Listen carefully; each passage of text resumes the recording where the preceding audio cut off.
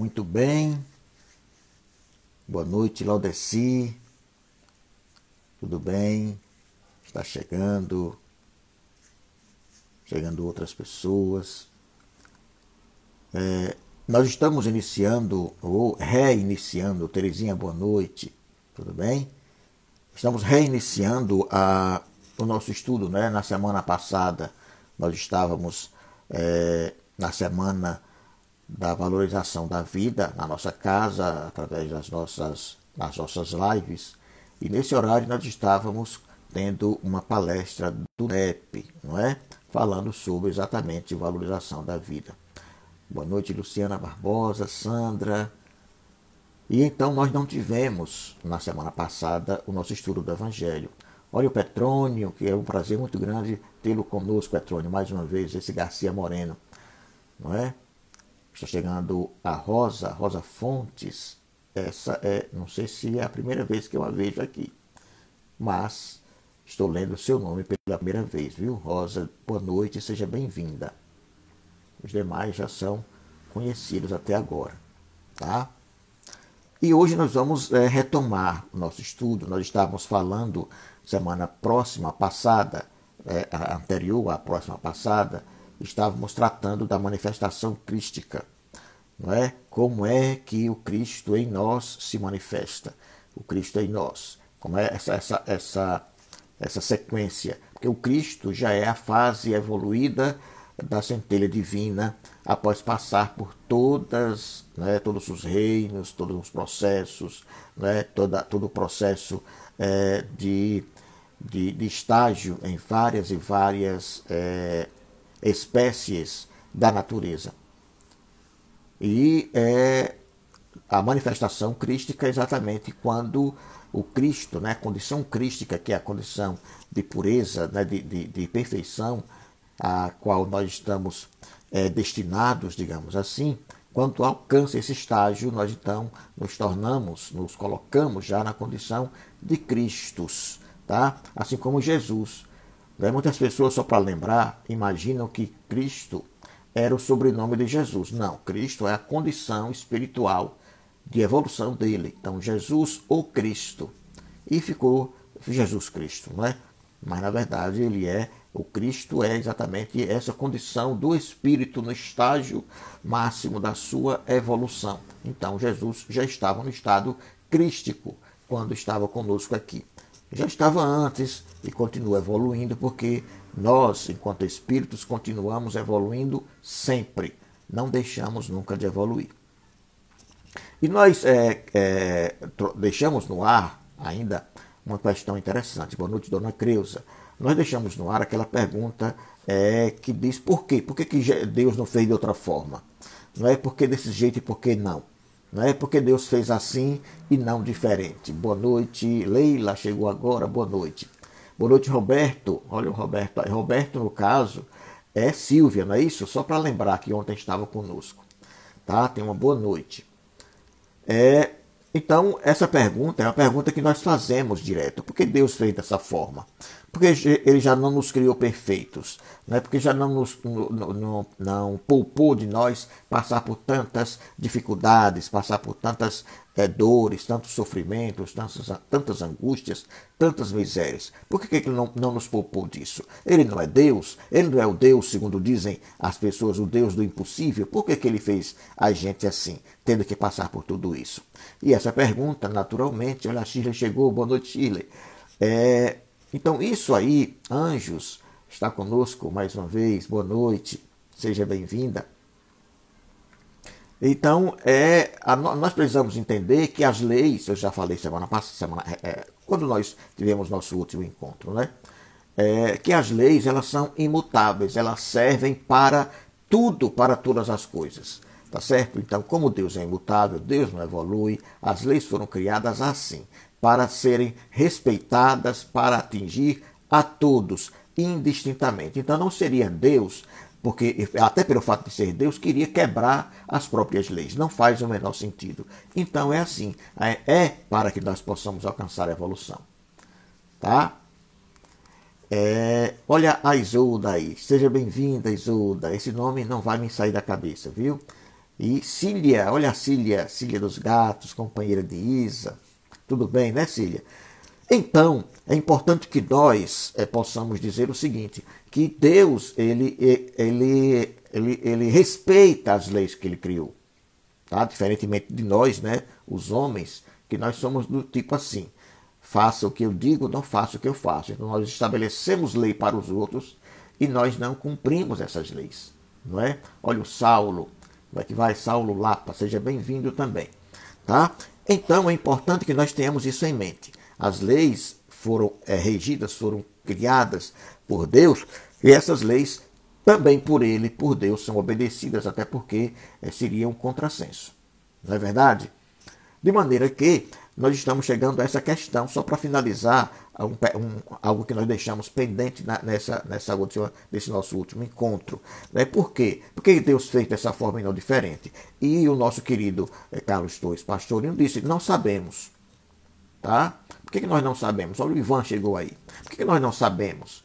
Porque Deus, assim, nós temos um processo evolutivo, a lei de progresso, que é uma lei que ele estabeleceu, não uma das leis, diz que nós somos hoje melhores do que ontem, mas hoje somos melhores do que ontem. Não somos tão melhores a ponto de termos a capacidade de sabermos coisas que não são dadas ainda para o nosso conhecimento atual. Na verdade? Por quê? Porque nós devemos respeitar as etapas evolutivas. Nós precisamos evoluir suficientemente para sermos capazes de entender outras informações que nós não somos agora capazes. Tá? Quando o Cristo veio, ele estava prestes a ir embora, no caso a deixar-nos fisicamente, ele disse que iria enviar um outro Consolador, porque os homens iriam esquecer aquilo que ele havia dito e era necessário que fossem ditas mais coisas, mais informações, mais revelações, que naquela época os homens não estavam prontos, preparados para receber. Ou seja, além de esquecermos, além de deturparmos, como ele disse que iria acontecer, e realmente aconteceu, né, nós não tínhamos condição de entender novas revelações que ele traria, que ele poderia ter trazido naquela época, há 2000 anos atrás. Então, o novo Consolador, nós entendemos que é a doutrina espírita que está trazendo muita coisa nova e que as pessoas ainda estão em fase, em processo de entendimento, de compreensão, né, para assimilar e começar a viver as suas vidas de acordo com essas novas revelações, com essas novas leis que foram trazidas à tona pela doutrina espírita, né? E chefiada, capitaneada, liderada por ele, pelo próprio Cristo, o Espírito Verdade. Tá certo? Então nós não temos condição de entender hoje por que é que Deus não fez diferente do que fez. Não podemos assim. Mas podemos dizer que é assim porque as leis são assim, desde já. E com o tempo nós vamos entender mais coisas ainda. Então, quando nós evoluirmos, vamos ter condição de entender. Teremos que ter paciência, né? No curso primário, vamos dizer assim, nós não podemos compreender tudo o que a professora poderia falar no nível universitário. Não, nós temos condições apenas de entender as coisas ligadas ao primário, as primeiras letras, as primeiras sílabas, e aí nós vamos galgando mais condições pelos conhecimentos que vamos adquirindo de forma paulatina, né, aos poucos, e aí nós vamos tendo condições de assimilar novas coisas. Boa noite, Rivalda, seja bem-vinda. Tá? Então temos que aceitar. Vocês lembram disso quando vocês estavam no curso primário? Tinham que aceitar o que a professora dizia. Tá? Por exemplo, dá um exemplo, a palavra tensão. A palavra tensão ela é escrita com S. Aí a pessoa podia perguntar, mas por que é com S e não com C cedilha? Não é verdade? Então o aluno ele poderia perguntar por quê. E a professora responderia, porque vem do latim. Então, num outro momento, tá? Nesse momento seria até estranho, porque vem do latim. É suficiente essa resposta? Não, não é suficiente. Mas até esse momento nós tínhamos condição de aceitar isso, de entender isso. Quando chegamos ao ginásio, o mesmo aluno poderá aprender, naturalmente, que a primeira palavra, no caso, com S, ela vem de tensionem. Tensionem significa que esse tensionem, que é do latim, é com S. Então, é o radical, é a etimologia da palavra. E a segunda, com C cedilha, vem de attentione. Attentione é com T. E o T, na nossa língua, trazendo para o latim, foi criada o C cedilha, para ele ser diferenciado do C sem cedilha, que pode ter o som de que, não é verdade? Então, foi criado o C cedilha para essa outra palavra na pronúncia latina, attentione. Aí utilizou-se o C cedilha. Então, mas aí é algo que só posteriormente poderia ser dito, não é? Não na época, tá certo? E depois a gente ia ver, já na universidade, estudando letras vernáculas, nós poderíamos compreender, por exemplo, que teríamos que estudar, inclusive, a etimologia das palavras em latim, para podermos descobrir por que no latim era daquela forma, até chegar à nossa atual, na língua portuguesa, né? Para penetrarmos os segredos das línguas que deram origem à língua latina, como o sânscrito e o etrusco, por exemplo. Não é? Então, até lá, até esse processo, há um tempo para podermos compreender as coisas. A mesma coisa é o porquê que nós sempre perguntamos, por que Deus fez dessa forma e não fez dessa outra. Então, nós não temos a condição de entender agora, como o Chile está dizendo, cada coisa no seu tempo. Chegou agora a Adriana Gomes. Muito bem, tenha uma boa noite e acompanhe-nos. Então, nós finalizamos essa parte para entendermos, né, como é que chegamos à condição crística. É um processo bem interessante. Nós podemos também tentar agora absorver, a partir também do conhecimento evangélico, a questão da evolução e da involução, que é uma coisa bem interessante. Né? Por quê?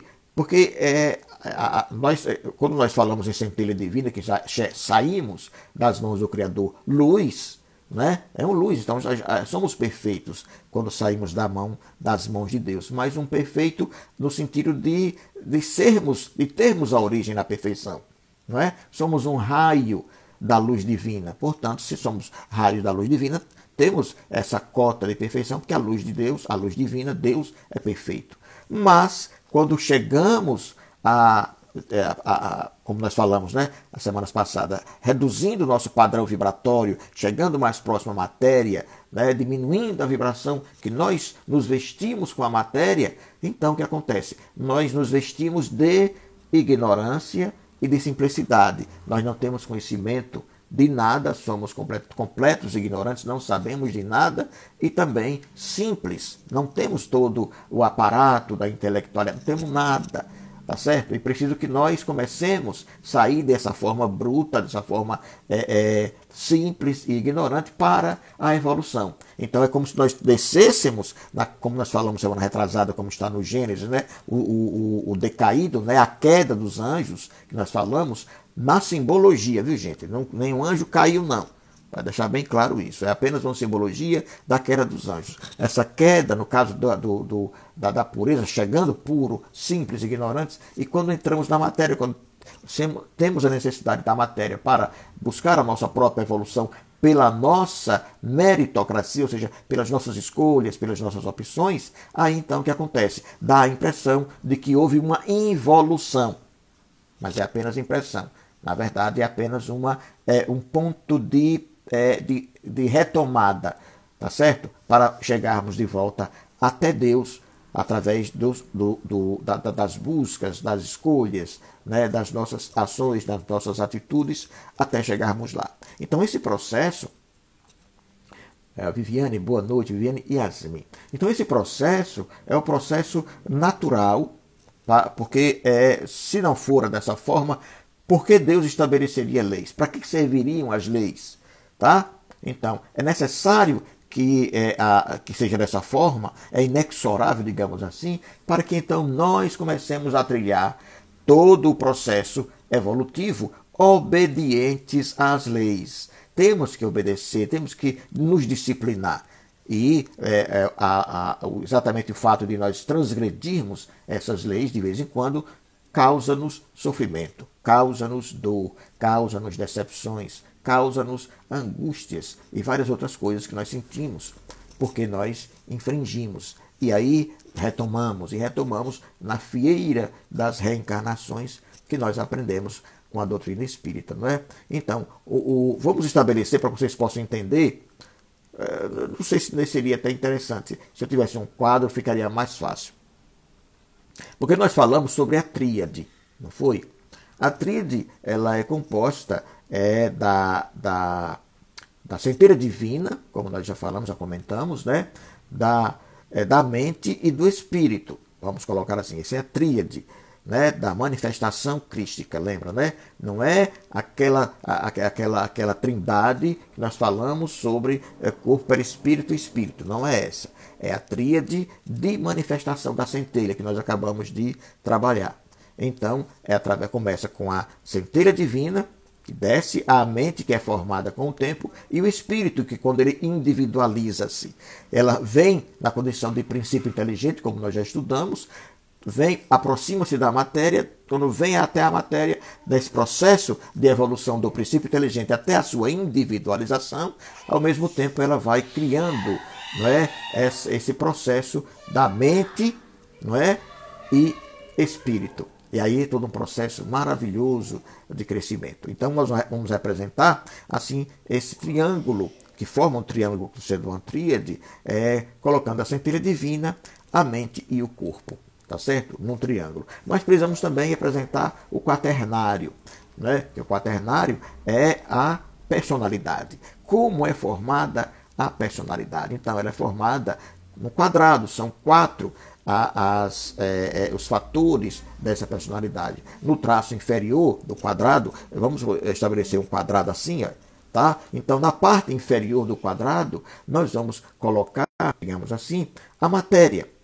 A matéria, que é a parte mais baixa, né? a parte mais inferior da energia, que ela está completamente condensada, a luz condensada, digamos assim, está lá na parte de baixo.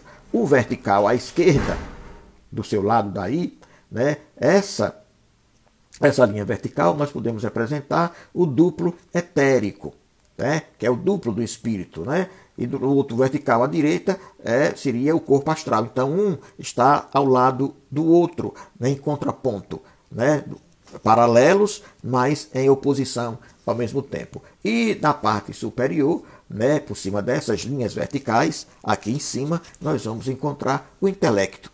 Né, quando a matéria ela é tocada, né, pelo duplo etérico, tá certo? E pela mente aqui do lado de cá, né, o corpo astral do lado de cá, vai formar o quê? Vai buscar o conhecimento, o intelecto.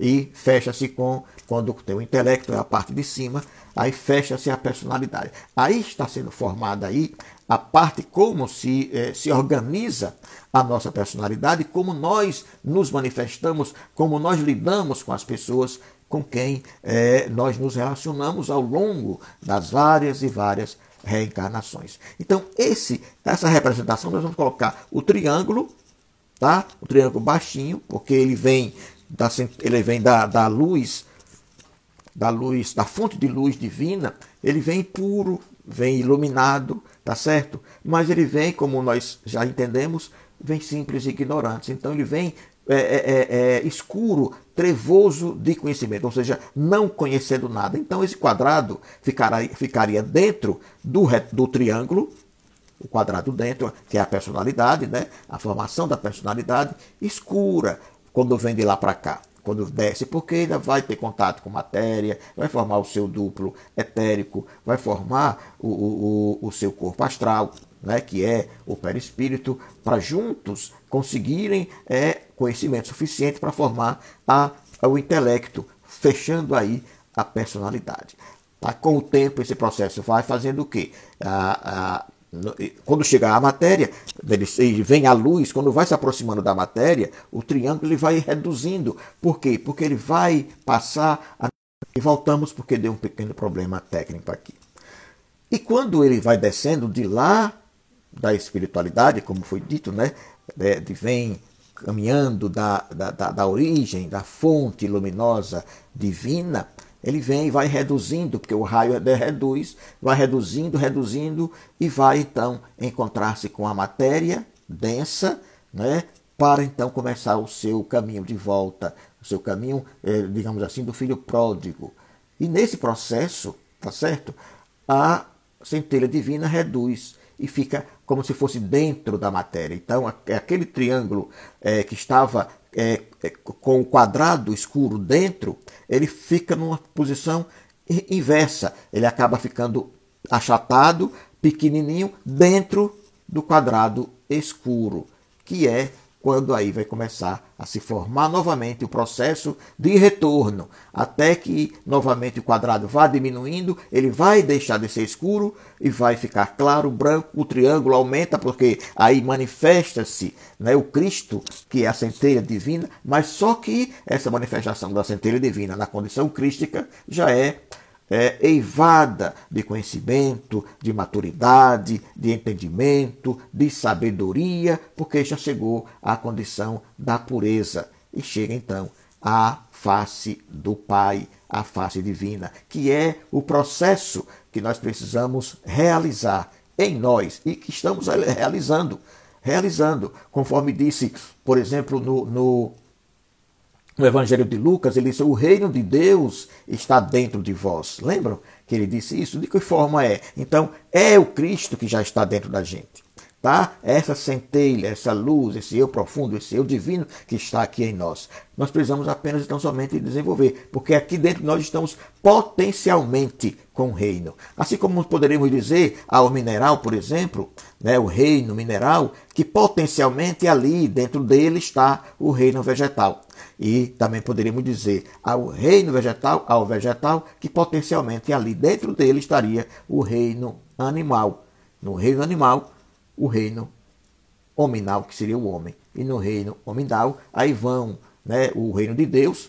E daí por diante nós iríamos conhecer outros reinos, que poderíamos até dizer o nome, né? O reino angélico, o reino arcangélico, o reino seráfico, né? Que são as múltiplas fases do espírito puro na sua caminhada rumo à sua perfeição infinita. Então é importante que nós tenhamos isso em mente, porque tudo é dito no Evangelho e nós precisamos extrair, como dizem os exegetas, né, os comentaristas do Evangelho, precisamos, e parafraseando inclusive Paulo, né, Paulo de Tarso, quando ele disse que precisamos extrair o espírito da letra, porque a letra mata e o espírito vivifica. É a interpretação, tá certo? Extrair aquela verdade que está contida na letra, na frase, no texto, no versículo. Tá? Então, como o próprio Cristo, ele parafraseou o salmista, que está lá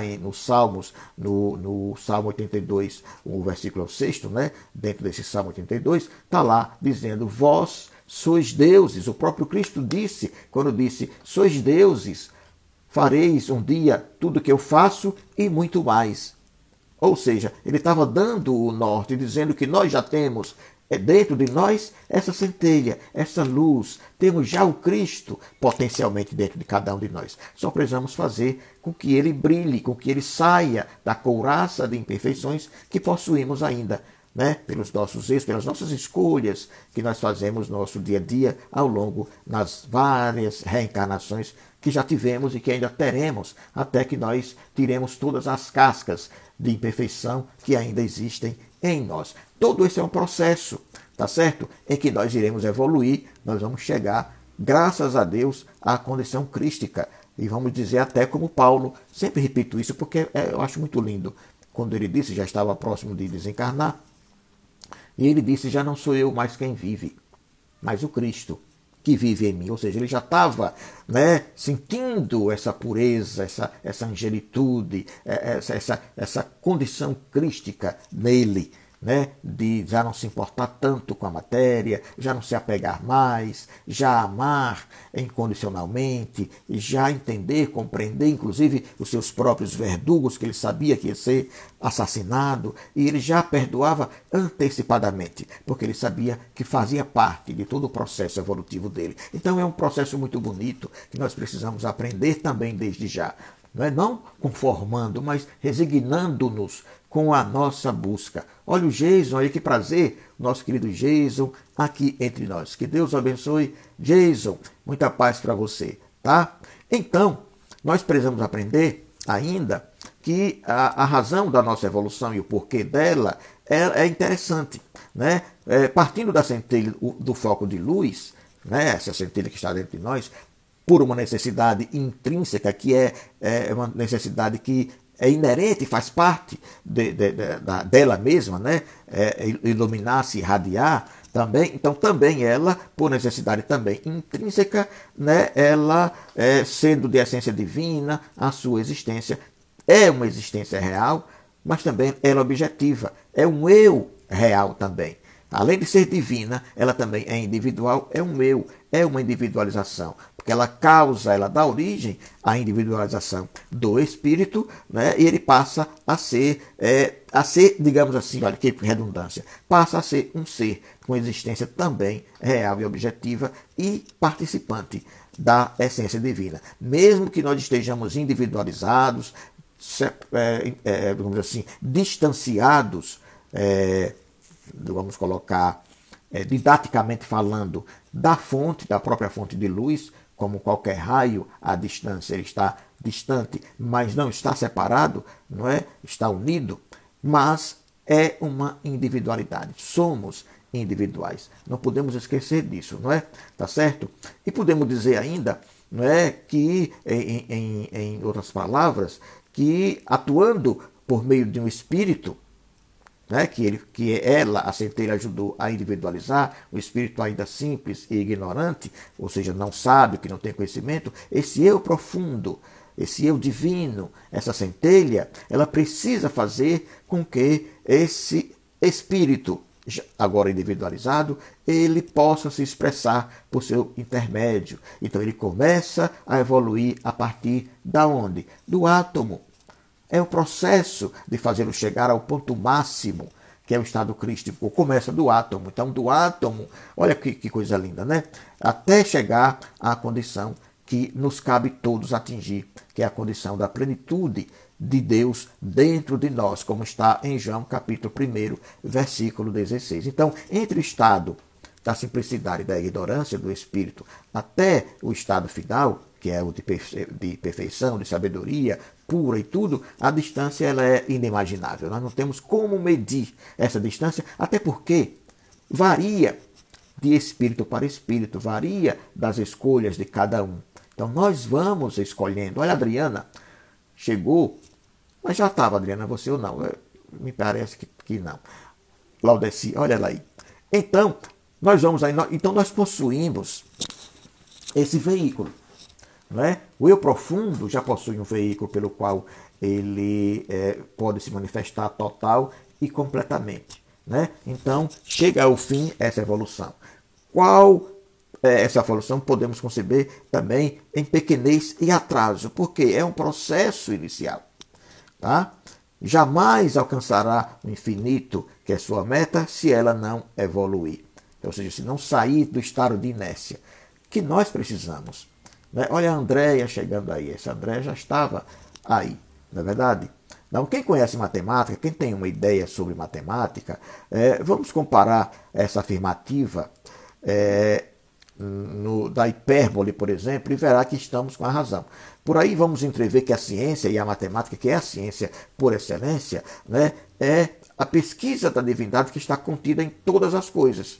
Então, a divindade, eu estava falando, inclusive, ontem, não, era essa semana, eu fui convidado a fazer um evangelho numa casa de comércio, né, para ajudar a melhorar o ambiente, e nós falávamos sobre a questão divina, né, essa que nós comentamos já várias vezes aqui, de que Deus está em tudo. É uma condição sine qua non. Deus, ele é onipresente, está em todos os lugares. Então, nós não estamos longe de Deus, no sentido distância que nós colocamos, física. Não, porque Deus está presente. Ele impõe a sua presença em todos os lugares, em todas as coisas, em todos os seres. animados e inanimados. Então Deus está presente. Nós não estamos distantes de Deus, tá? O fato é que nós precisamos ir a esse encontro, abrir-nos para que nós também possamos, de nossa parte, perceber essa presença divina em nós, que nós não fazemos isso. Não é? Se nós fizéssemos essa viagem interior, tá? Nós poderíamos alcançar essa condição. Tá? Por quê? Porque o Paulo, ele disse, né, ao comentar o versículo 18 do Salmo 68, ele falou, subindo às alturas, levou cativo o cativeiro. Olha que coisa linda. O que é isso? Ele está escrevendo, resumindo esse processo que significa subiu, né? Que subiu, senão que também desceu às regiões das vibrações, caíram as vibrações mais baixas da Terra. Então, aquele que desceu é o mesmo que subiu muito além de todos os céus para encher todas as coisas, tá? E o salmista ele vai revelar que o Espírito, ao subir, leva cativa a matéria, que fora o seu cativeiro durante tantos milênios, que ainda, no nosso caso, está nos cativando. Ela cativa, ela nos prende. Né? Nós nos sentimos presos à matéria. A nossa liberdade, nessa condição atual, é limitada. Só temos liberdade plena de pensamento. Assim mesmo, o nosso pensamento é o tempo todo influenciado por outros espíritos, assim como nós influenciamos outros. Mas é onde temos plena liberdade. É a liberdade de pensar. Tá? Ninguém nos põe freio ao pensamento. Nós pensamos livremente. Então, significa dizer que nós estamos presos à matéria. Nós não podemos fazer tudo o que queremos. Nós vivemos presos em relação à sociedade. É verdade ou não? A sociedade ela nos cobra, ela estabelece limites por conta da necessidade que temos de respeitar os direitos dos outros. Nós temos o advogado presente, ele sabe da importância que tem a sociedade, então ela estabelece regras. Não é? A sociedade ela impõe regras, ela cria regras que inicialmente são regras tácitas, regras assim que estão apenas em termos comportamentais, e depois essas regras viram leis, são leis estabelecidas e que são as próprias leis criadas, digamos assim, potencialmente pela sociedade, que são levadas ao papel através de códigos, e esses códigos estabelecidos legalmente, né, pela própria sociedade representada, faz com que haja limites de comportamento. Nós precisamos nos comportar de acordo com esses limites. Então, nem tudo que nós queremos fazer, nós podemos. Se nós quiséssemos fazer e fizéssemos tudo, mais dia menos dia estaríamos presos, não é verdade? Nós estaríamos numa situação complicada do ponto de vista moral. Tá? Então é importante que nós tenhamos essa informação, que é da necessidade, tá, de nós evoluirmos para a nossa própria liberdade. Porque a liberdade real ela só acontece quando nós aprendemos a respeitar as leis. Quando respeitamos as leis, temos essa percepção, então nós teremos a nossa liberdade. É um contrassenso, né? Por quê? Porque nós já estaremos livres para agir e respeitando. Porque a liberdade ela não prescinde, digamos assim, do respeito. Não. A liberdade, para tê-la, é preciso haver respeito. Tudo, como diz um comercial recente que estava na televisão, não sei nem se está mais, que diz assim, tudo começa pelo respeito. Tudo pelo respeito. Tá? E quem respeita está dando demonstração de que ama. Quem não respeita, exatamente do contrário. Não é? Não respeitar é não amar. Ah, mas eu não respeito quem não me respeita. Sim, mas você não respeitando quem não me respeita, você não está amando. Você está dizendo que não ama. Mas se o outro não me respeita, o problema é dele. Ele que não ama. Mas o benefício do amor é para quem o sente. É para quem ama, não é para quem é amado. Não é. Não pensem nisso. Não achem que é assim, porque não é. O ser amado muitas vezes nem sabe que é amado. Por exemplo, nós todos somos amados por Deus. O que é que nós temos na nossa vida de positivo, né, de prático por causa disso? Nada. Nós não fazemos nada. Shirley está dizendo aqui que a liberdade precisa andar de mãos dadas com respeito. Exatamente, Shirley. Exatamente. Tá? Então, quando nós amamos, nós é que nos beneficiamos. Da mesma forma, quando nós odiamos, nós é que nos prejudicamos, porque é um sentimento ruim, é um sentimento escuro, pesado, que só nos prejudica ou prejudica quem o sente. Tá? Então, nós passamos muito tempo, por isso mesmo, cativos à matéria. Então, quando nós chegamos ao estágio de evolução, adquirimos a liberdade plena, a liberdade que todo mundo almeja, nós então levamos a matéria como cativa nossa. É o contrário, as coisas se invertem. Nós é que cativamos, hoje aqui temos ela sob o nosso domínio. Porque é assim que deve ser, né? A luz é que domina a matéria, a energia é que domina a matéria, a força divina é que tem que dominar a matéria, porque a matéria é uma derivação da luz, tá? É a condensação. Então, ela não tem em si mesma a condição de, por si mesma, dominar. Ela só nos domina porque nós não temos ainda, enquanto estamos ligados a ela, essa consciência, esse conhecimento. Quando nós passamos a ter, os papéis se invertem e aí nós estaremos evoluídos. É o processo, gente. Tá? Nós estamos colocando assim para que vocês possam ir entendendo essa questão de evolução do espírito. Tá? E por que é necessário existir reencarnação? Porque não há a menor condição de, numa única existência, uma só, a gente conseguir alcançar esse padrão evolutivo, esse estágio evolutivo crístico ao qual todos nós estamos destinados. Não tem condição. Ah, mas e o Cristo? O Cristo já era. O Cristo já era Cristo. Jesus já era Cristo quando veio para cá. Jesus foi quem criou a terra. Olha que coisa impressionante, né? Ao ponto dos católicos e outros religiosos acreditarem que Jesus é o próprio Deus. Não é. Mas como ele criou, no início, como nós vimos em João, era o verbo e o verbo era Deus, como está lá, né? Então, aí é que nós imaginamos que Cristo e Deus são o mesmo. Mas Jesus é um e Deus é outro, né? Mas Jesus, o Cristo, quando se tornou Cristo, ele passou a manifestar Deus através dele, do próprio Jesus. É isso que vai acontecer conosco. É esse o objetivo, é essa a finalidade, é essa a nossa meta maior, alcançar o estado crístico. Chegaremos lá.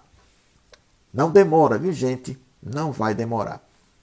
Então nós encontramos no Evangelho de Lucas também, para que nós possamos ir já nos familiarizando com o estudo dos evangelhos na sequência. O Evangelho de Lucas, no capítulo 1, Lucas 1, capítulo do 5º ao 7º, nós já vimos do 1º ao 4º, né, quando ele fez aquele preâmbulo, né, deu aquele resumo inicial.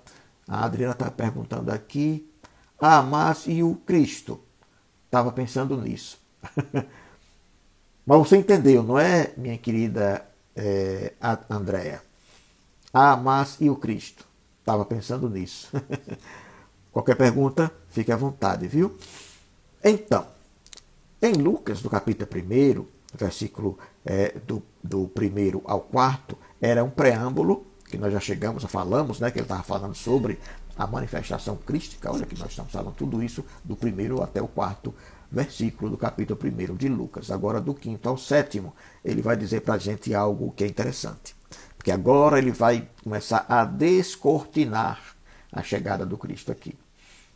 Tá? Nós vamos ver como é que funciona isso. André entendeu, né?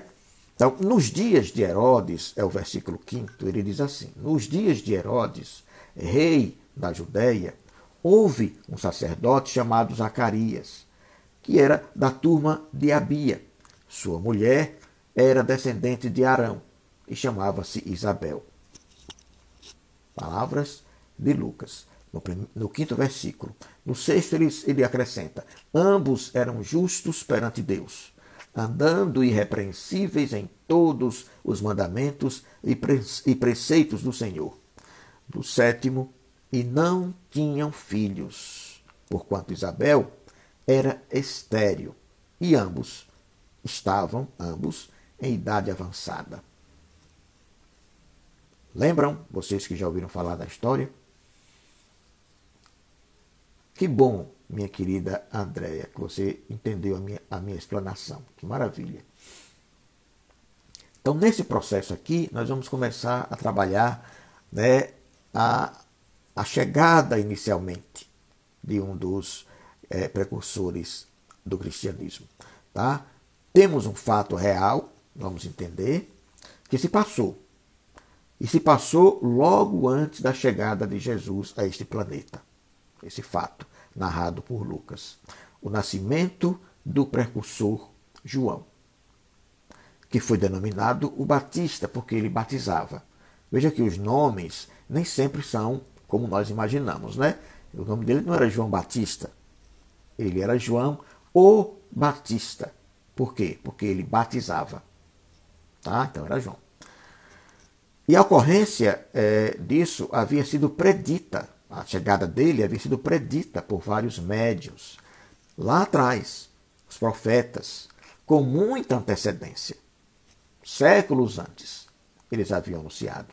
Então Lucas ele vai situar o fato historicamente. Veja que Lucas era um estudioso, ele era médico, então ele desenvolvia a sequência do estudo dele, trabalhando desde o princípio, né, obedecendo a cronologia.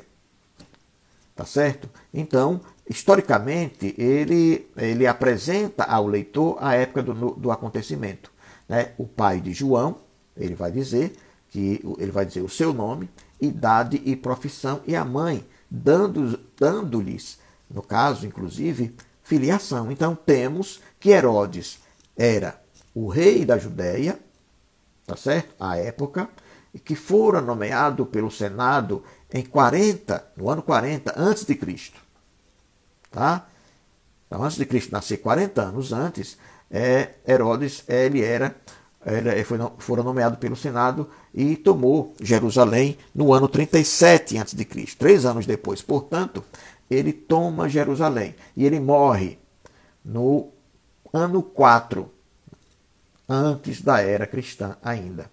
Faltando 4 anos, portanto, para que o Cristo nascesse, o Herodes, ele morre, ele desencarna. Então, quando o sacerdote Zacarias teve a revelação do nascimento, foi nessa época, 4 anos, pouco antes, do nascimento de um filho. Ele foi receber essa informação, embora já fora das possibilidades humanas. O que é fora das possibilidades? Hoje até ainda pode, mas naquela época é complicado, você imagine. Hoje, se você pegar duas pessoas, né, um casal sessentão, e chegar a dizer para eles que eles vão gerar um filho, vocês ainda ficam desconfiados, ou não? Agora vocês imaginem há mais de 2000 anos atrás. Qual era a situação da medicina na época? Qual era a situação evolutiva do corpo humano naquela época? Tá certo? Não era fácil. Olha a Valéria chegando aí. Tá? Não era fácil.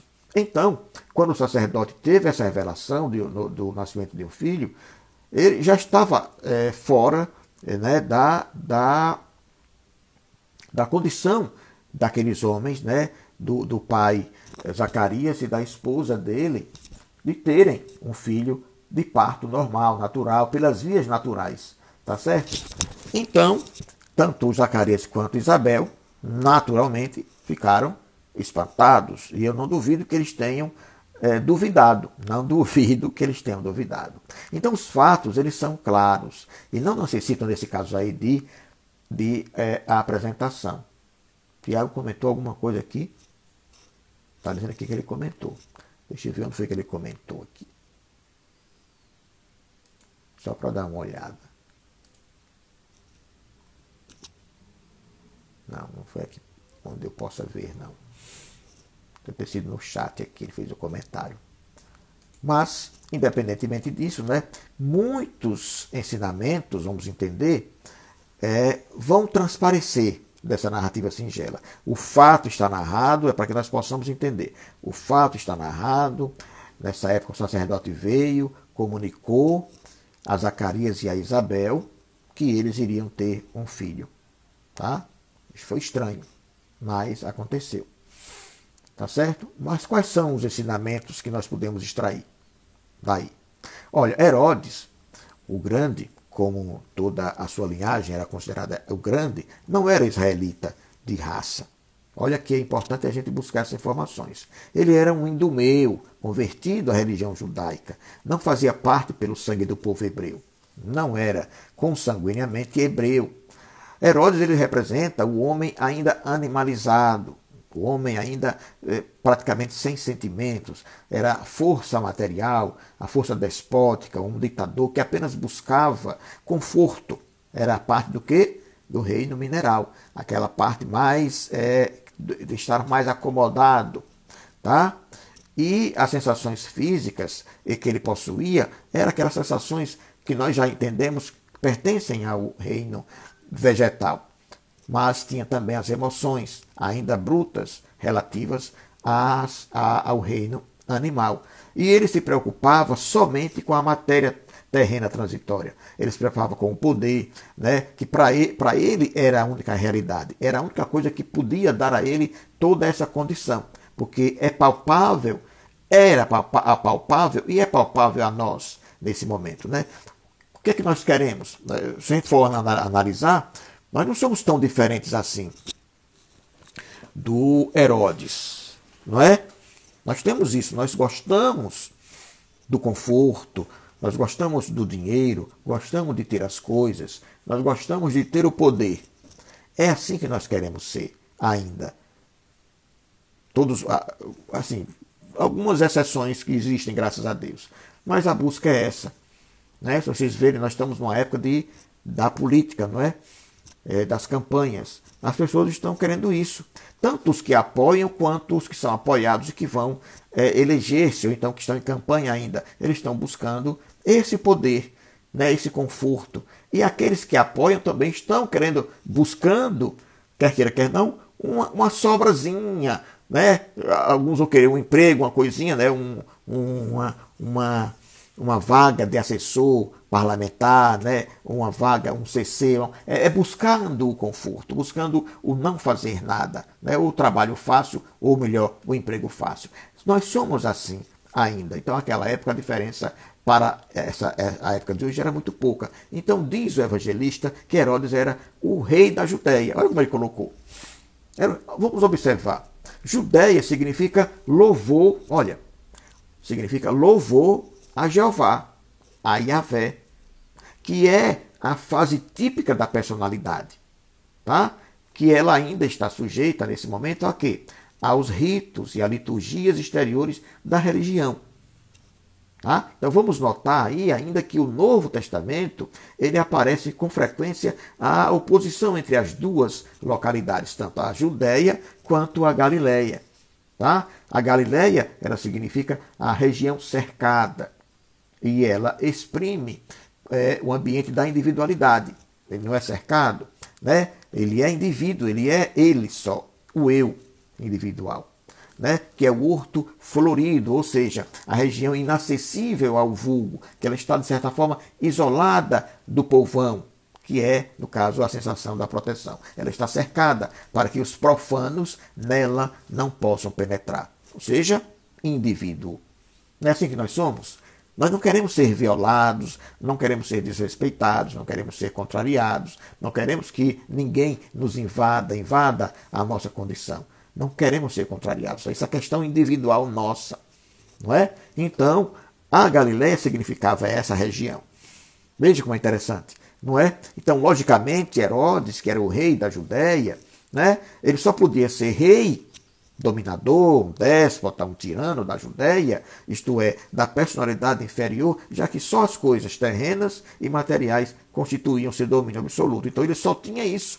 Ele só dominava isso. Religião, ele não dominava. As coisas divinas, ele não dominava. Ele só dominava as coisas materiais. Então, guardem isso.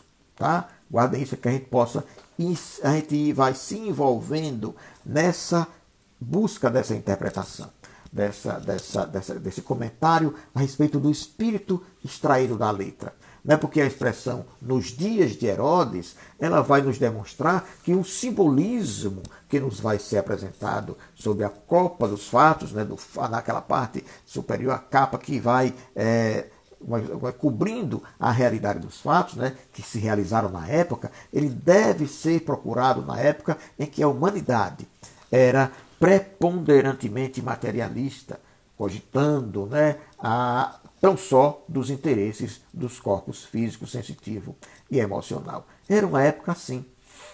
Uma época em que a rudeza de coração era grande. Nesta época e nesse ambiente, a terra viveu. E nela tinha esse sacerdote. Né? Por mais baixas que sejam as condições ambientais, pode elevar-se o espírito, mesmo nessa condição daí. Ou seja, algumas pessoas vivem dizendo, poxa, o mundo já devia ter acabado já, começar de novo. Muitas pessoas já me disseram isso. Como se elas não fizessem parte dessa situação. Como se elas não contribuíssem para que a situação seja essa. Não é? Então é importante que nós tenhamos essa percepção. Que tudo é de acordo com a nossa influência, em que todo o ambiente ele é influenciado por nós, assim como nós por ele, de certa forma, somos influenciados, se nos deixarmos influenciar, se não fizermos prevalecer a nossa vontade, o nosso eu, né, as prerrogativas que nos interessam de evolução, de crescimento espiritual.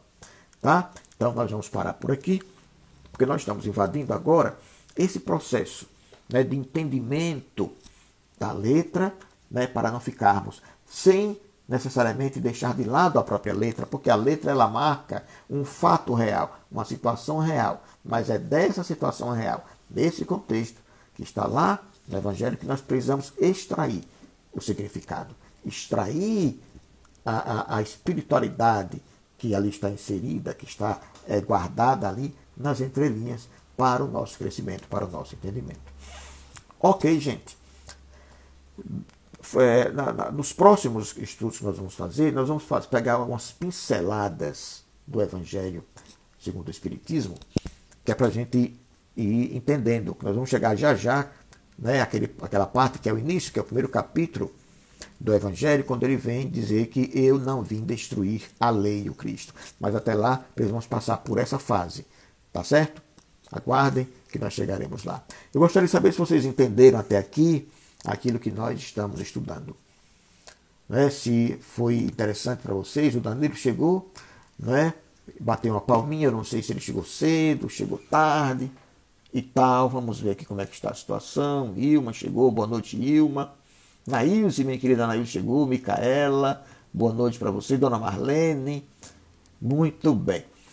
Bem, então, pessoal, é isso hoje. Tá? Eu não quero aprofundar, o tempo também é curto, nós não podemos avançá-lo. Mas o que importa é que nós possamos ir pegando agora esse início de como se processou o início, a chegada de Jesus. Tá? Como foi que foi narrada, por que foi narrado daquela forma, foi colocado daquela forma. E vamos extrair, porque nomes das pessoas, lugares, tudo isso tem um significado e que precisamos trazer para o nosso entendimento. Tá certo, meus queridos? Então vamos agradecer a Deus. Vamos elevar o nosso pensamento, porque a paz de Deus, ela precisa estar dentro de nós. Ela precisa nos envolver todas as vezes que nós formos buscando assenhorear-nos dos conhecimentos do Evangelho, de extrair dele esse lado transcendente, esse lado emotivo, né, mas puramente do lado sentimental, para que nós possamos aos poucos, né, transformar não transformar, mas ajudar a que ele vá evoluindo esse eu profundo, essa centelha divina que existe em cada um de nós. Tá bom? Então que Deus abençoe cada um de vocês, que Deus ilumine. Tomara que vocês estejam acompanhando realmente o que nós estamos estudando, porque é um estudo que eu estou fazendo em paralelo com vocês. Tá? Eu primeiro faço um estudo antes, eu analiso tudo para quando chegar aqui a gente poder trazer para vocês o mais o mais mastigado possível, porque é importante que a gente vá entendendo também juntos sobre esse evangelho maravilhoso, esse estudo, essa sabedoria que o Cristo veio trazer para todos nós. Tá? Então vamos dizer assim, abençoando cada um de vocês. Pai que estás no céu, santificado seja o vosso nome. Venha a nós o vosso reino, e seja feita a vossa vontade, assim na terra como nos céus. O pão nosso de cada dia nos dai hoje. Perdoai as nossas ofensas, assim como nós perdoamos a quem nos tem ofendido. Não nos deixeis cair em tentação, mas livrai-nos do mal, porque a vós, Pai, pertencem o reino, o poder e a glória para todos sempre. Que a vossa paz, vossa doce paz, esteja no coração de cada um dos que conosco estiveram na noite de hoje, desde cedo. Que os envolva, que lhes dê força e condição para terem uma noite de bênçãos, de paz e recheada de bons sonhos. Até a nossa próxima oportunidade. Amanhã vocês têm, às 9 horas, o Evangelho Café com Luz. Às 16 horas, com Ilenói, a conversa fraterna. E depois, os horários, né, vão ter outras conversas, palestras, né, que é sexta-feira. Tá bom? E Ilenói está programando aí comigo, não sei se ainda está, deixar que ela diga, né, uma espécie de pinga-fogo comigo nesse sábado. Né? Então veja se ela vai definir o tema. Bom, muita paz para vocês e até mais. Deus les abençoe. Muito obrigado pela atenção até agora.